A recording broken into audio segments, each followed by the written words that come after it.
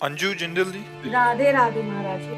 महाराज जी आपके चरणों में कोटि कोटि प्रणाम। महाराज जी मेरे प्रश्नों के सारे उत्तर तो आप अपने आप ही दे देते हैं, मुझे तो सिर्फ इतना पूछना है कि आपको मेरे और मेरे जैसे जितने भी लोगों का प्रश्न होता है उनका उत्तर और प्रश्न दोनों कैसे पता लग जाता है, क्योंकि सब यही कहते हैं कि हम प्रश्न सोचा और अगले दिन महाराज जी ने हमारे प्रश्न का उत्तर। नहीं, इसमें मुख्य बात भगवान की है, जो हमारे भी हृदय में बैठे और आपके भी हृदय में बैठे हुए।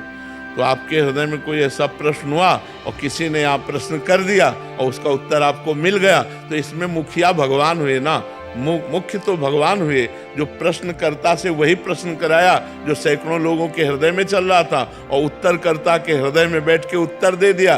तो प्रश्नकर्ता और उत्तरकर्ता और श्रोता तीनों में मुख्य भगवान हुए कि नहीं हुए? तो भगवान का ही ये सारा खेल है। पर महाराज जी अगले दिन ही कैसे होता है कि प्रश्न का उत्तर अपने आप ही आ जाता है? हाँ, तो भगवान का ही खेल है, इसमें हमारा क्या खेल? हम तो कच्चा न पड़े, हमें तो कुछ ज्ञान नहीं है, भगवान ही सब बुलवाते हैं।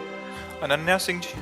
राधे राधे महाराज जी। राधे राधे महाराज जी। महाराज जी ईमानदारी पे भी चलने पे कभी कभी कष्ट भोगने पड़ते हैं, और क्या ये प्रारब्ध हम अपने अच्छे और सच्चे कर्म से सही नहीं कर पा रहे? नहीं नहीं, इसमें वर्तमान के सत्य मार्ग में चलने की कमी का कोई प्रमाण नहीं होता। इसमें होता है हम सत्य चल रहे हैं, लेकिन इस समय हमारा बुरा प्रारब्ध चल रहा है।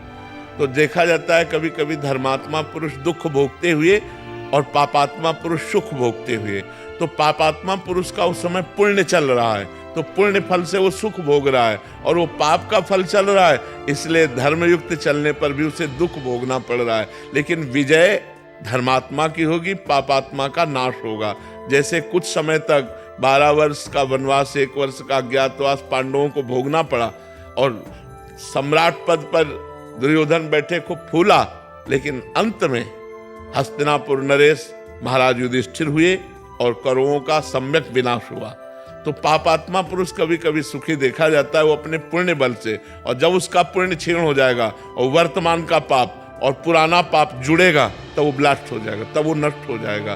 तो हमें चाहिए धर्म से ही चलना चाहिए, भले दुख मिले तो हमारे पूर्व पाप का परिणाम है, उसे हम भोग लेते हैं, आगे हमारा मंगल होगा। ये पक्का निश्चित बात है, इसमें कोई भी संशय नहीं है। तो ब्रह्मास्त्र का प्रयोग मच्छर मारने के लिए जैसे नहीं किया जाता, ऐसे ही अपने भजन का प्रयोग अपने रोग नाश के लिए नहीं किया जाता।